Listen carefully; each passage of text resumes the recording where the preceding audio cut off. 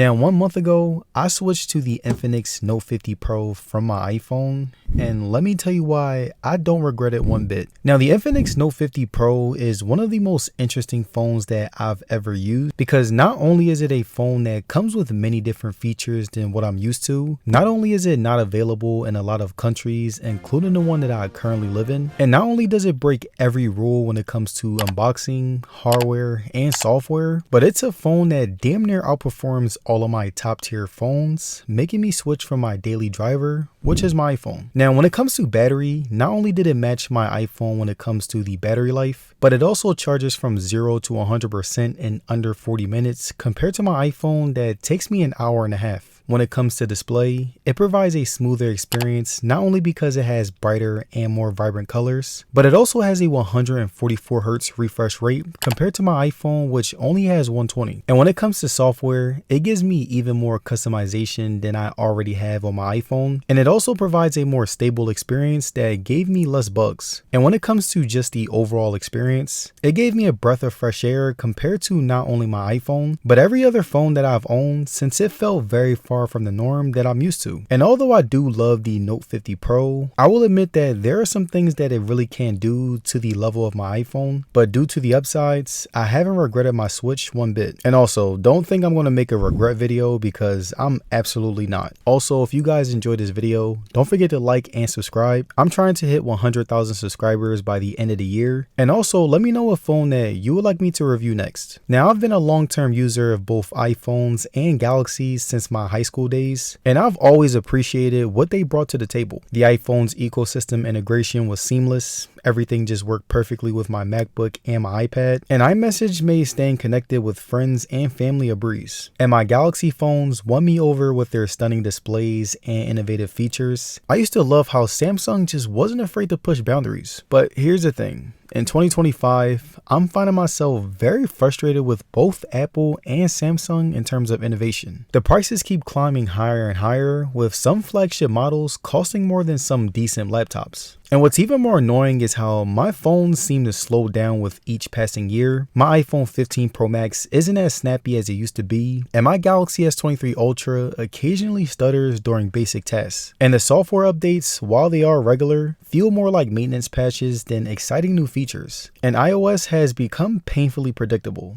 It's the same experience year after year with just a new coat of paint. And that's why both Apple and Samsung have really pushed me to alternatives like the Note 50 Pro. I not only wanted to experience something fresh, but also something that doesn't just follow a playbook. But don't get me wrong, both iPhones and Galaxies are excellent phones, but for someone like me who used them for over a decade, the excitement is gone and I'm ready for a change, even if it means stepping out of my comfort zone or even my country. Now, the Note 50 Pro caught my attention really with its unboxing experience. It felt like I was unwrapping a premium gift rather than another smartphone. Unlike the minimalist iPhone and Galaxy boxes that just include a charging cable, the Infinix came loaded with accessories, a powerful 90-watt charging brick, comfortable earbuds, a MagSafe compatible case, and a screen protector. And unboxing my Note 50 Pro really felt like the golden age of smartphones when manufacturers went above and beyond to provide value to their customers. There is a great attention to detail in the packaging and an abundance of included accessories. Now, after using my Infinix Note 50 Pro for about a month, I found its software experience surprisingly superior to my iPhone in several ways. The customization was way better. I can modify everything from icon colors and shapes to page turning animations and system-wide text styles,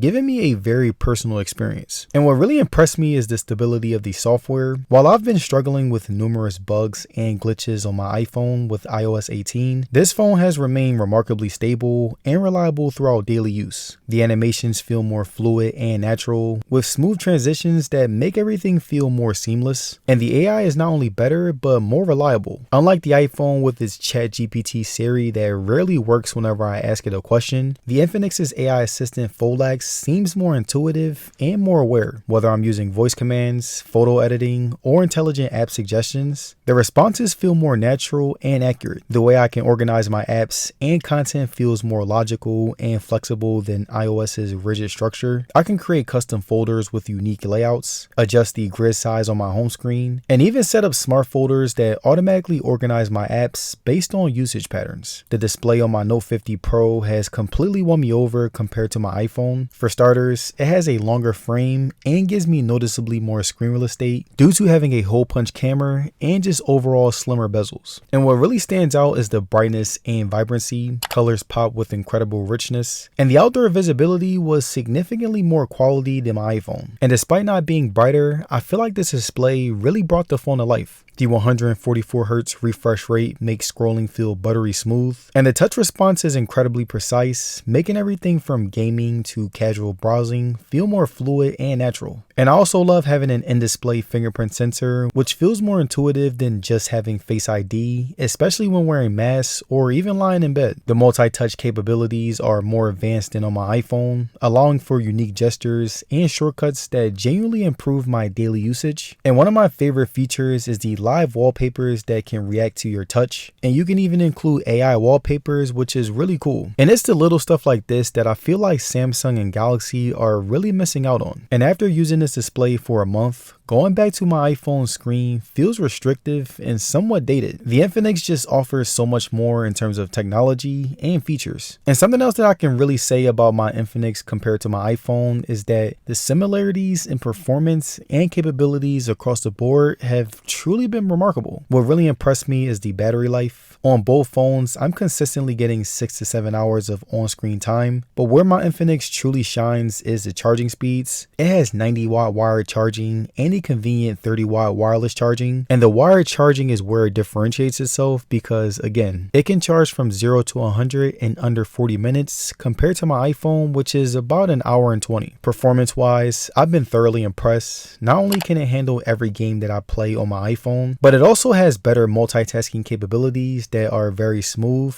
managing multiple apps without breaking a sweat. The camera system has been a pleasant surprise, consistently delivering high quality photos and videos that are pretty good, but again, they kind of don't really come close to my iPhone. But besides that, I do love the versatility of the camera setup, and also you guys got to realize that this phone is less than $300. I've also found myself discovering new features and capabilities daily, which made the switch from my iPhone feel more like an upgrade than a compromise. The phone's ability to match or exceed my iPhone's performance in key areas, so the overall experience has been incredibly rewarding, offering a perfect balance of familiar functionality and exciting new features. And I think it's genuinely refreshing to see a phone that is considered cheap to be able to genuinely compete with premium flagships. But looking back at the Switch, I do want to be completely honest with you guys about what I miss about my iPhone. The biggest thing has to be about the iMessage, my group chats, and even being able to communicate with my family in a very easy way. FaceTime was another thing that I really missed. And while there are other apps, the seamless way that it worked with my iPhone was unmatched. And yes, I do miss how perfectly Instagram and other social media apps were optimized for iOS. But in my opinion, here's the thing. Despite these trade-offs, I can confidently say that the Note 50 Pro has genuinely surprised me in the best possible way. It's not just about the specs or features anymore. It's more about how this phone has made me more excited about technology again. The incredible battery life, the thoughtful software features, and that amazing charging speed has all come together to create an experience that feels fresh and innovative. So to anyone watching who might be considering a similar switch, yes, there will be some adjustments. And yes, you might miss certain ecosystem features, but sometimes stepping out of your comfort zone can lead to discovering something truly special. Peace.